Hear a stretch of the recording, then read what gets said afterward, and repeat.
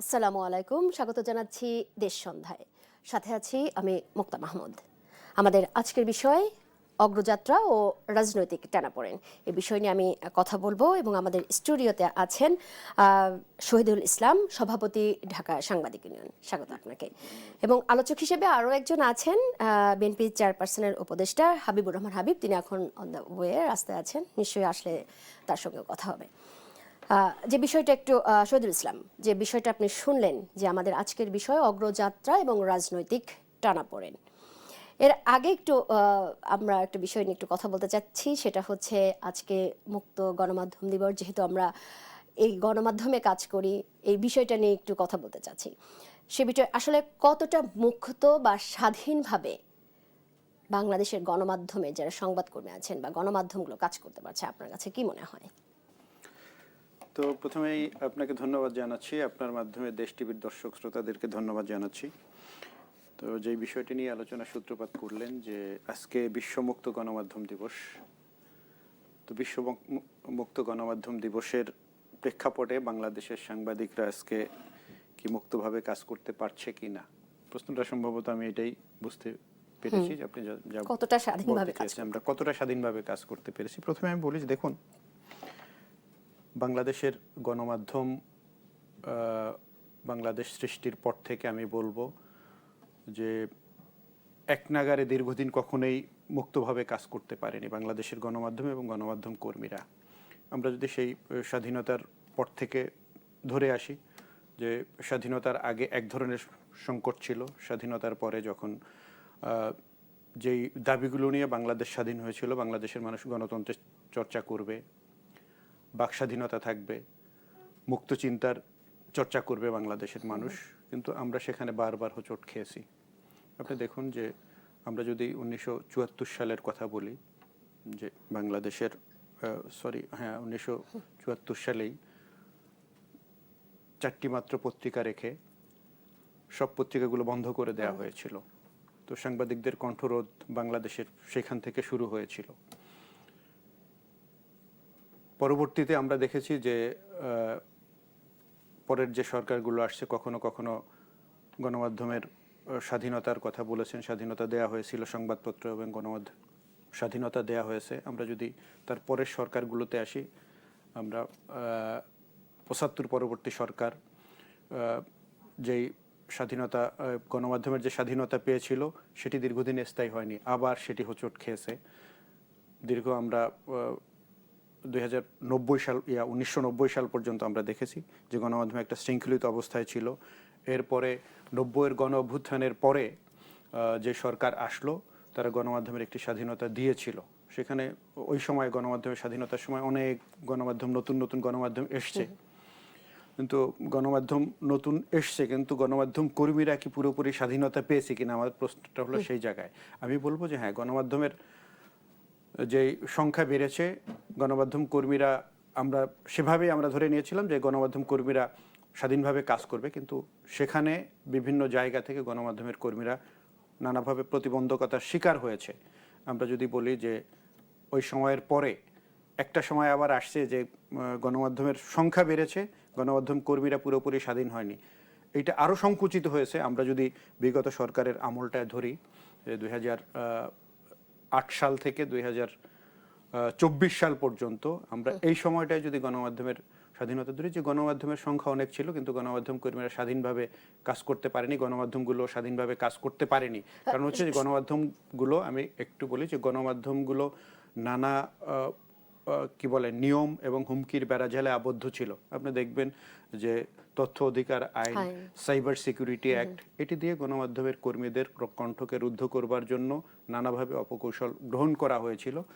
তার বিরুদ্ধে এদেশের সাংবাদিক সমাজ নানাভাবে আন্দোলন করেছে। আমরা যারা সাংবাদিক সংগঠনগুলোর সাথে সম্পৃক্ত আছি, আমরাও চেষ্টা করেছি, কিন্তু আমরা সফল হইনি। দেখা গিয়েছে যে এদেশের গণমাধ্যম কর্মীরা যারা সরকারের তোষামোদি করতে পেরেছে, যারা চাটুকারিতা করতে পেরেছে, যারা সরকারের পাশাপাশি থেকে তাদের প্রচার যন্ত্র হিসাবে কাজ করতে পেরেছে, তারা কিছুটা স্বাধীনতা পেয়েছে। এর বাইরে গণমাধ্যমগুলো পুরোপুরি স্বাধীন ছিল না আসলে। আপনি যেটা বলছেন যে সরকারের চাটুকারিতা যারা করতে পেরেছে তারা কিছুটা স্বাধীন ছিল, তো সেই স্বাধীনতা উপভোগ করে বা সেই স্বাধীনতা নিয়ে সেই সাংবাদিকরা বা সেই সংবাদ কর্মীরা কি সত্য প্রকাশ করেছে কিনা একটু আপনার কাছে জানতে চাই। ধন্যবাদ। যেটা বলেছেন যে যারা সরকারের কাছাকাছি থেকে স্বাধীনতা ভোগ করেছে, এটিকে গণমাধ্যমের স্বাধীনতা বলে না, এটিকে আমি স্বাধীনতা, হয়তো শব্দটা চলে এসছে, যারা স্বাধীনতা ভোগ করেছে মানে তারা কিছু সুযোগ সুবিধা ভোগ করেছে। আমি বলবো তারা যেহেতু সরকারের পক্ষে তাদের অবস্থান ছিল, আমরা দেখেছি বিগত সরকারের আমলে যে প্রধানমন্ত্রীর প্রেস ব্রিফিংয়ে যাওয়ার পরে সাংবাদিকরা কোন ধরনের প্রশ্ন করতেন, সেখান থেকে কোন ধরনের উত্তর আসতো এবং সেটি নিয়ে কি ধরনের আলোচনা হতো, সেগুলো আমরা দেখেছি। এর মানে হচ্ছে যে তারা স্বাধীন সাংবাদিকতা করেনি, তারা সরকারের আনুকূল্য পাওয়ার জন্য তোষামোদি করেছে এবং সেখান থেকে তারা কিছু সুযোগ সুবিধা বাগিয়ে নিয়েছে, কিন্তু সেটি গণমাধ্যমের স্বাধীনতা নয়। সেটি গণমাধ্যমকে, আপনারা দেখবেন যে গণমাধ্যমের স্বাধীনতার উদ্যোগ কিভাবে করা হয়েছিল সাইবার সিকিউরিটি অ্যাক্টের মাধ্যমে। এরপরে যারা সরকারের বিপক্ষে যে গণমাধ্যমগুলো মানুষের পক্ষে অবস্থান নিয়েছিল, সেই গণমাধ্যমগুলোকে বন্ধ করে দেওয়া হয়েছিল। আমরা যদি ধরি, আমার দেশ পত্রিকাটি বন্ধ করা হলো, ইসলামী টেলিভিশনকে বন্ধ করে দেওয়া হয়েছিল, দিগন্ত টিভিকে বন্ধ করা হয়েছিল, তার আগে সিএসবি কে বন্ধ করা হয়েছে, চ্যানেল ওয়ানকে বন্ধ করা হয়েছে, অনেক গণমাধ্যম বন্ধ করা হয়েছে। সাংবাদিকরা জেল খেটেছে, সম্পাদকদেরকে তাদের অফিস থেকে টেনে হেসড়ে নিয়ে যাওয়া হয়েছে। আমরা সেই সংস্কৃতি দেখতে চাইনি। আপনি যেটি বলেছেন যে এখন কি সাংবাদিকরা কি স্বাধীনতা ভোগ করছে কিনা, আমি বলবো যে সে আগের তুলনায় এখন কিছুটা পরিবেশ উন্মুক্ত হয়েছে, কিন্তু পুরোপুরি স্বাধীন হয়েছে কিনা সেটি প্রশ্ন সাপেক্ষ ব্যাপার। এখন সে পুরোপুরি স্বাধীনতার জন্য সেই পরিবেশটা তৈরি করতে হবে। সেই বিষয় নিয়ে আমরা সরকারের তথ্য মন্ত্রণালয়ের সাথে আমরা কথা বলার চেষ্টা করেছি, কথা বলেছি, এবং তারা আমাদেরকে প্রতিশ্রুতি দিয়েছেন যে গণমাধ্যম পুরোপুরি স্বাধীন থাকবে এবং স্বাধীন গণমাধ্যম স্বাধীনভাবে কাজ করবার জন্য যে পরিবেশ দরকার সেটি আমরা প্রস্তুত করবার জন্য আমাদের চেষ্টা অব্যাহত রেখেছি। শহীদুল ইসলাম, আমাদের সঙ্গে আরেকজন আলোচক, যে আমি শুরুতে যেটা বলছিলেন, হাবিবুর রহমান হাবিব, বিএনপি চেয়ারপারসনের উপদেষ্টা, তিনি এসে পৌঁছেছেন। নিশ্চয়ই আপনি রাস্তায় দেরি হওয়ার জন্য। ঠিক আছে, হাবিবুর রহমান হাবিব, আপনাকে স্বাগত। ধন্যবাদ। আমরা যে বিষয়টা নিয়ে আসলে কথা বলবো সেটা হচ্ছে অগ্রযাত্রা এবং রাজনৈতিক টানাপোড়েন। এই সময়ের পরিস্থিতিতে বা এই সময়ের প্রেক্ষাপটে আমরা যে বিষয় নিয়ে কথা বলবো, তার আগে যেহেতু আজকে বিশ্ব মুক্ত গণমাধ্যম দিবস, সে বিষয় নিয়ে একটু কথা বলছিলাম। সাংবাদিক নেতা শহীদুল ইসলাম, যিনি বলছিলেন যে আসলে আমরা পুরোপুরি স্বাধীনভাবে এখনো কাজ করতে পারছি না। ফ্যাসিস্ট সরকার, যিনি বলছিলেন যে বিগত সময়ে যেভাবে আমরা কণ্ঠরোধ করা হয়েছে সংবাদ মাধ্যমকে, গণমাধ্যমকে, এখনো ঠিক ততটা না হলেও পুরোপুরি স্বাধীনতা, আসলে এই পুরোপুরি স্বাধীনতার সংবাদ কর্মীরা, যেহেতু এখন বিএনপি সরকার আছেন দেশ পরিচালনার ক্ষেত্রে, একজন বিএনপির নেতা হিসেবে আপনার কাছে মানে জানতে চাই কতটা আসলে গণমাধ্যম স্বাধীনভাবে কাজ করতে পারবে। এই আপনাকে ধন্যবাদ। আপনার মাধ্যমে দেশ টিভির দর্শক শ্রোতাদেরকে আমার সালাম, বিজ্ঞ আলোচক ও কথা সাংবাদিক শহীদুল ইসলামকে শুভেচ্ছা। আসলে ওনার কথা আমি অল্প একটু শুনেছি। বিএনপি তো সংবাদপত্রের গলা টিপি ধরার পক্ষে না। আবার দেখেছেন 2001 সাল থেকে 6 সাল পর্যন্ত যখন ক্ষমতায় ছিল, তখন তারেক রহমান মন্ত্রীও না, এমপিও না। উনার বিরুদ্ধে যেভাবে বলা হতো আরব্য উপন্যাসে, সেই দুর্নীতির বা সেই দুর্নীতির বরপুত্র সাজানো হয়েছে তাকে, প্রিন্ট মিডিয়াতে, ইলেকট্রনিক্স মিডিয়াতে। কোনো সাংবাদিক কিন্তু জেলে যেতে হয়নি। আশা করি বিএনপি তার সেই আগের ঐতিহ্য বজায় রাখবে। এবং বিএনপির সময় তো 2003 সালে সম্ভবত টকশো শুরু হয়েছিল আপনার জিল্লুর রহমানের সঞ্চালনায়। প্রথম ছিলেন, অতিথি ছিলেন মদুল আহমেদ, ব্যারিস্টার মদুল আহমেদ, আর ব্যারিস্টার সুপ্রিম কোর্ট বারের প্রেসিডেন্ট ছিলেন, যাকে নামটা এই মুহূর্তে পরে মনে হলে বলবো। ওই যে শুরু হলো, টকশোতে যা তা বলতো, কিন্তু তার পরিপ্রেক্ষিতে কোনো সাংবাদিককে জেলে নেওয়া হয়নি, কাউকে কিন্তু ঘটনা যেটা না সেটা বলা, মানে একেবারেই অসত্য কথা তুলে ধরা, মানে মানে ফুলিয়ে ফাঁপিয়ে এমন একটা জায়গায় নিয়ে যাওয়া হলো যে তার সাথে সত্যতার কোনো প্রমাণ নেই। তারপরে কিন্তু কিছু করে নেই। এবার ধরুন যে আপনি দেখছেন, সেটা হলো যে গণমাধ্যমের এই যে যেহেতু প্রিন্ট মিডিয়া বলেন, ইলেকট্রনিক্স মিডিয়া বলেন, এগুলিতে বলার কারণে না। হ্যাঁ, কিছু অ্যারেস্ট হয়েছে, সেটা সোশ্যাল মিডিয়াতে এমন আপত্তিকর কথাবার্তা বলে, হঠাৎ করে তাকে গ্রেপ্তার করেছে তা না, এমনভাবে কথা প্রতিনিয়তই বলে যেগুলি পড়াও যায় না, চোখে দেখাও যায় না, শোনাও যায় না। তো এই সমস্ত ক্ষেত্রে তো অবশ্যই আপনার যদি আত্মসম্মান নিয়ে যদি আমি কথা বলি, এমন একটা জায়গায় যদি বলি, যেমন একটা মোটরসাইকেল পাম্পে তেল আনতে গেছে, দেখেছেন গ্রেপ্তার করেছে তাকে, তারেক রহমান চোর খাম্বা টাম্বা এমনভাবে বলছে যে ওটা কোনো ভাষার ভিতরে পড়ে না। এরকম কিছু, ওই যে সাউদার নাকি একটা যে মহিলা চিরাঙে যেটা বললো, কি কথা বলতো তারেক রহমানের মেয়েকে নিয়ে, ম্যাডাম খালেদা জিয়াকে যেসব কথা বলে, এইসব কথা কি আপনি স্বাধীনতা বলবেন? আপনি যদি মুক্ত গণমাধ্যমের কথা বলেন, তো এইগুলি তো কোনো গণমাধ্যমের কোনো ই হলো না। যেমন ধরেন আমাদের দেশে কিছু সাংবাদিক বিদেশে থাকে, এই যে পিনাকি বলেন, ইলিয়াস বলেন, জ্যাকব মিল্টন বলেন, মিনা ফারাহ বলেন, এত অসত্য কথা বলে। ম্যাডাম মারা গেছেন 29 তারিখে, মানে 30 তারিখে সকালবেলা, সে বলছে 3 মাস আগে ম্যাডাম খালেদা মারা গেছেন, সেখানে তার আসার জন্য অপেক্ষা করছিল এবং তাকে লাস্টে তাকে মানে নিয়ে তার রাজনীতি করেছে। আমার দুর্ভাগ্যবশত আমি একটা অ্যাক্সিডেন্ট করেছিলাম, আমি আর শিমুল বিষয়ের একসাথে, আমি হাসপাতালে ছিলাম 29 তারিখে রাতের বেলাও। তো 29 তারিখে আমাকে ডাক্তার দেখতে গেলেন, মহিলা ডাক্তার, উনি আমাকে বললেন আমি কোথা থেকে এসেছি বলতে পারবেন? আমি বলবো কী করে, আমি আপনার ম্যাডামের কাছ থেকে আসলাম। তখন আমি তাকে প্রশ্ন করলাম, ম্যাডাম আছেন তো? হ্যাঁ এখন আছেন। তো আমাদের ডাক্তারি সায়েন্সে তাকে আমরা ধরে রাখতে পারবো, যে কোনো মুহূর্তে উনি চলে যাবেন আমাদের মাঝখান থেকে। আমি তখন এই রেফারেন্সের আগে একবার ম্যাডাম মারা গেছেন বলে গণমাধ্যমে বলতো, আমি গিয়েছিলাম দেখতে, ভারত মহাসচিব আর ডক্টর জাহিদ আজকে মন্ত্রী, তো আমাকে দেখে বলছে হাইব ভাই কেমন আছেন? কেবল একটা টেলিফোন দেখলাম আপনি ম্যাডামের পক্ষে কথা বলছেন। হঠাৎ করে আমি যে নিউজ 24 গেছিলাম সেখান থেকে আসলাম, এই যে হাসি খুশি কথাবার্তা। তা আমি যখন নামলাম নিচে আসলাম, প্রায় 20-25টা গণমাধ্যম ধরে বসলো, মিডিয়া, ইলেকট্রনিক্স মিডিয়া, হাইব ভাই কি অবস্থা। আমি ডাক্তারও না, আমি দেখা করতে পারিনি। তো এইটুকু বলবো, যেভাবে জাহিদ ভাই আমাকে বললেন হাসতে, হাইব ভাই কেমন আছেন, আমি দেখলাম আপনার এতে মহসিবুল, হাইব ভাই কেমন আছেন, তাদের মুখের অভিব্যক্তিতে আমি নিশ্চিত ম্যাডাম খালেদা আছেন, যা শুনছিলেন তার না। তাহলে তো 1 মাস 1.5 মাস পরে উনি গেলেন। ওই দিন রাত্রে আমি লাইফে গিয়েছিলাম, লাইফে গিয়ে আমি বলেছিলাম, এর আগে আপনাদের আজকেও আশ্বস্ত করছি যে ম্যাডাম আছেন, তবে যে কোনো মুহূর্তে চলে যাবেন। ডাক্তার সায়েন্স তাই বলে, একজন ডাক্তার উনি আমাকে দেখেন, উনি আমাকে এটা বলেছেন। এবং আমি ওই দিন টকশোতে রাতের বেলা কান্নাকাটি করতে হতে বলেছিলাম, হে মহান আল্লাহ, আপনি তো হায়াত মৌতের মালিক, আমার সমস্ত হায়াতটুকু ম্যাডাম খালেদা জিয়াকে দেন, আমি নির্বাচন করবো 12 তারিখে নির্বাচন হতে শেষ করি, তো আমার হায়াতটুকু দিয়ে দেন, ওনাকে বাঁচিয়ে রাখেন, উনি নির্বাচিত হোক, দেশটাকে সামনে এগিয়ে নিক, তার রহমানকে কিছুদিন অভিজ্ঞতা দিয়ে দেওয়ার সুযোগ পান, যাক তারপর ভোর রাত্রিতে উনি চলে গেলেন।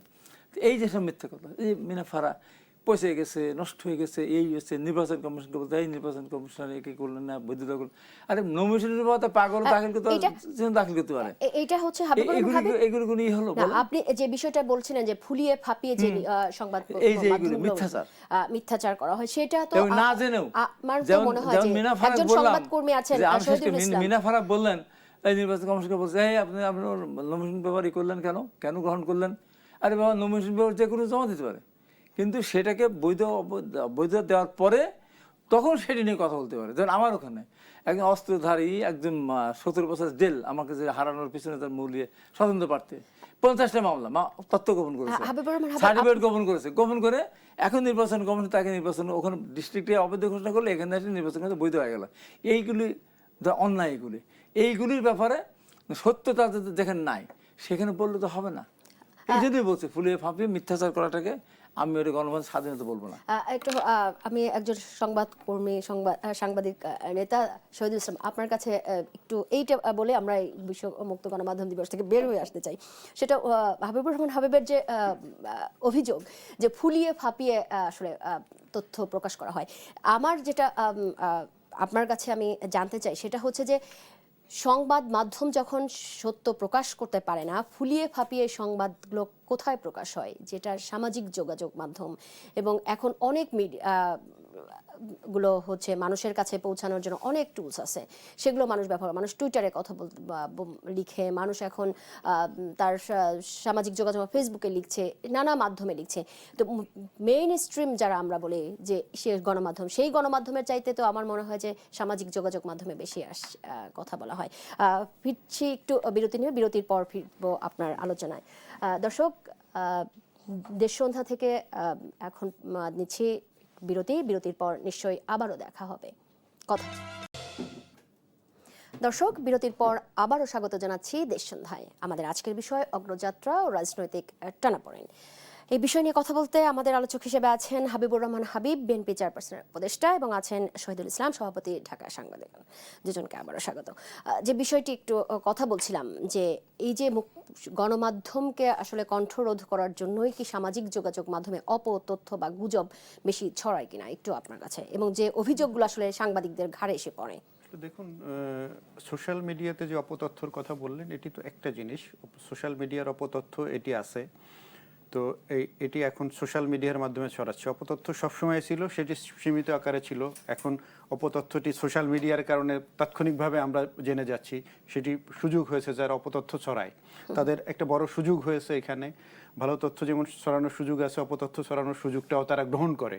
তো সেখানে তথ্য এবং অপতথ্য এই দুটাকে চেক করবার জন্য, এটাকে বুঝার জন্য আমাদের আবার এখন এটার যে রিউমার স্ক্যানার, এরপর ফ্যাক্ট চেকিং প্রতিষ্ঠানগুলো আছে, সেখান থেকে আমরা চেক করে দেখতে পারি। কিন্তু এই অপতথ্য যে আমাদের সমাজে একটা সমস্যা তৈরি করছে, এক ধরনের বিশৃঙ্খলা তৈরি করছে, এটি তো অস্বীকার করবার সুযোগ নাই, এটি স্বীকার করতে হবে। কিন্তু সেই জায়গা থেকে এই অপতথ্যকে কিভাবে মানে এটাকে চেক দেওয়ার জন্য, এটা থেকে দেশকে, জাতিকে মুক্ত করবার জন্য আমার মনে হয় যে সরকারের একটি উদ্যোগ দরকার।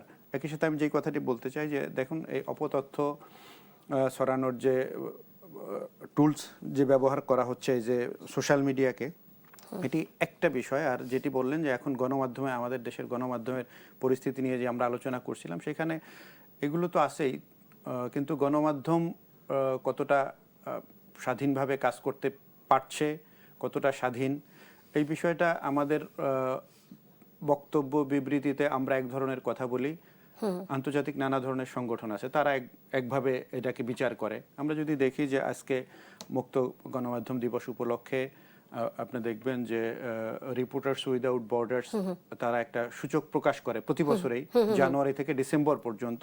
সেই সূচকে আমরা দেখেছি যে আমরা যদি পিছনের ইতিহাস দেখি, যে 2008 সালের পর থেকে ক্রমান্বয়ে বাংলাদেশের সূচক নিচে নামতেছিল, নামতে নামতে আমরা একেবারে এসে 2022-23 সালে আমাদের 180টি দেশের মধ্যে আমাদের অবস্থান ছিল, ধরেন যে 2022 সালে ছিল 180টি দেশের মধ্যে 162তে গিয়া, এরপরে 2023 সালে ছিল 163, 2024 সালে সেটি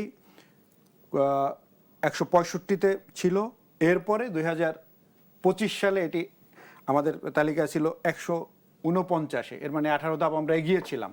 আবার এবার 2026 সালের যে সূচকটি প্রকাশিত হয়েছে, গতকালকে সেটি প্রকাশিত হয়েছে, আজকে 3 ধাপ পিছিয়ে আছে, আবার 3 ধাপ পিছিয়ে 152তে এসছে। তো এর মানে হলো যে তারা যেভাবে এটাকে পর্যবেক্ষণ করে, তাদের দৃষ্টিতে আমাদের গত বছরের তুলনায় এবার 3 ধাপ গণমাধ্যম সূচকে আমরা পিছিয়ে গিয়েছি। তো এর কারণ আছে, তো এর কিছু কারণ তো নিঃসন্দেহে আছে। যে আমরা দেখেছি যে গণমাধ্যম সূচকে এই 3 ধাপ পিছানোর কারণ হলো যে 24-এর বিপ্লবের পরে, আবার একটি নির্বাচনের পরে কিছু সমস্যা তৈরি হয়েছিল রাজনৈতিক দলগুলোর মধ্যে, কিছু কাদা ছড়াছড়ি তৈরি হওয়ার কারণে কিছু গণমাধ্যমের উপরে এটার প্রভাব পড়েছে।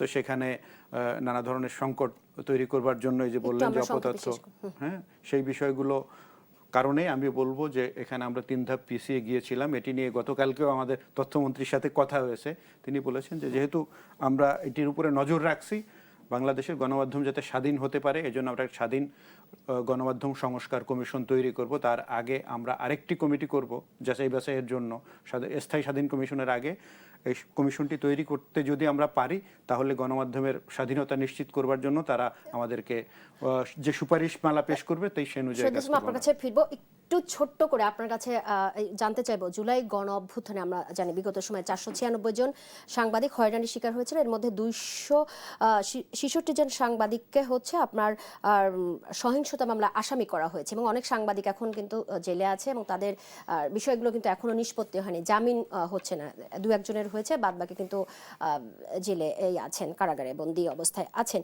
তো এই জায়গা থেকে আসলে বিষয়গুলো নিষ্পত্তি হওয়া প্রয়োজন কিনা, কারণ আমরা আপনার কাছে একটু জানতে চাই, যেহেতু আমি বললাম আপনি যেহেতু বিএনপি সরকার রাষ্ট্র পরিচালনা করছেন, একজন বিএনপি নেতা হিসেবে জানতে চাই বিষয়গুলো আসলে নিষ্পত্তি হওয়া প্রয়োজন কিনা, একটু ছোট্ট করে বলবেন। আমি খুব ছোট্ট করে বলছি, এটা মূল আলোচনা যদি এটা বলেন আপনি, বলবো যে এই যে 24 পরিবর্তনটা হলো, তারপর তো 25, এবার তো 26 নির্বাচন তো হলো 26-এ।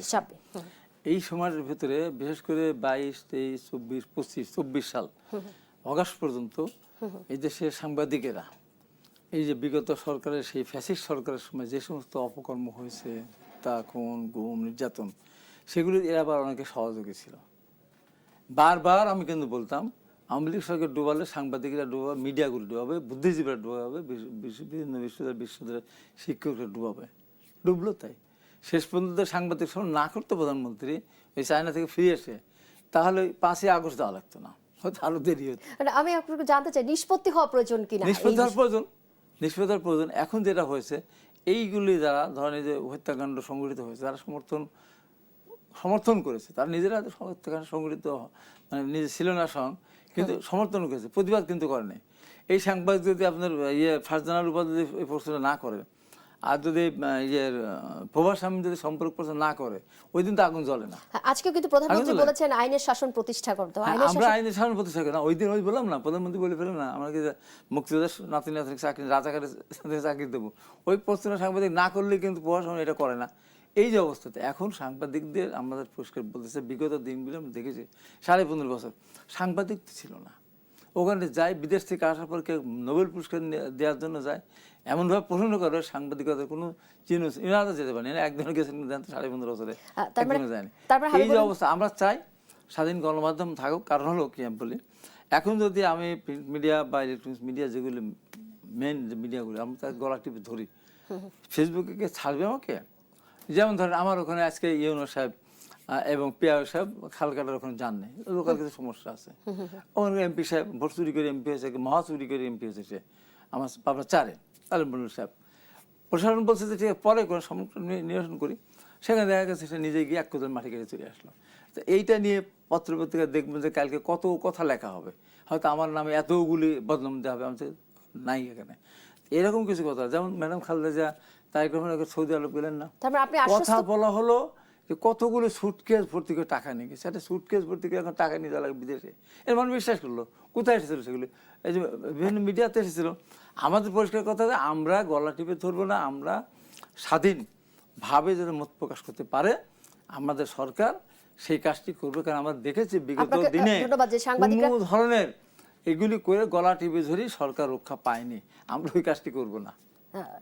ধন্যবাদ আপনাকে, যে আপনার নিশ্চয়ই আমরা আশ্বস্ত হলাম, এবং সাংবাদিক যারা গণমাধ্যমে কাজ করেন তারা নিশ্চয়ই আশ্বস্ত হলো যে সাংবাদিকরা তার সত্য প্রকাশ করতে পারবে এবং মুক্তভাবে কাজ করতে পারবে। নিচ্ছি ছোট্ট একটা বিরতি, বিরতির পর আবারও ফিরব। দর্শক, বিরতির পর আবারও স্বাগত জানাচ্ছি দেশ সন্ধ্যায়। আমাদের আজকের বিষয় অগ্রযাত্রা এবং রাজনৈতিক টানাপোড়েন। এই বিষয়টা নিয়ে একটু কথা বলবো। প্রথমে একটু শহীদুল ইসলাম, আপনার কাছে জানতে চাই, রাজনৈতিক যে অবস্থা এখন দেখছেন, আমরা দীর্ঘ 25 কার্য দিবসের সংসদে দেখেছি সরকারি দল, বিরোধী দল, স্বতন্ত্র পার্টি থেকে যারা নির্বাচিত সব সংসদ সদস্যদের আলোচনা সমালোচনা সবই দেখেছি। আপনার কাছে কি মনে হয় রাজনীতির এখন কি অবস্থা? উত্তপ্ত, শান্ত, নাকি স্থিতিশীল? কোন অবস্থায় আছে রাজনীতি? দেখুন, রাজনীতির বর্তমান যে অবস্থা, আমি বলবো যে রাজনীতি এখন খুব উত্তপ্ত হয়নি, শান্তই আছে। তো আমরা যে এই সংসদটি দেখলাম, তো বাংলাদেশের মানুষের যে প্রত্যাশা এই সংসদকে ঘিরে তৈরি হয়েছে, তো আমরা আশা করেছিলাম সেই প্রত্যাশা পূরণের জন্য নতুন সংসদ, নতুন সরকার, বিরোধী দল সবাই মিলে সেই দিকে এগিয়ে নিয়ে যাবে। তো আমরা ছোটোখাটো কিছু ঘটনা ছাড়া আমি বলবো যে সংসদ ভালোই চলছে। তো সেখানে কিছু বিষয় আছে, এই বিষয়গুলো যদি সরকারি দল, বিরোধী দল সবাই যদি বিষয়গুলোর দিকে আরও বেশি নজর দিত, তাহলে কিছু সমালোচনা হয়েছে, কিছু উত্তপ্ত বাক্য বিনিময় সংসদে হয়েছে, যেগুলো আমরা দেখেছি, সেদিকে খেয়াল রাখা উচিত ছিল যে আমরা একেবারে এই সংসদটি, এটি বাংলাদেশের জনগণের পয়সায় চলে। এই সংসদে আপনি দেখবেন যে একটা হিসাব আছে, প্রতি মিনিটে প্রায় 2,72,000 টাকা খরচ হয় এই সংসদে। তো সেইখানে জনগণের কথা বলবে, রাষ্ট্র গঠনের কথা বলবে, আইন প্রণয়নের কথা বলবে, এই কথাগুলোই আসবে।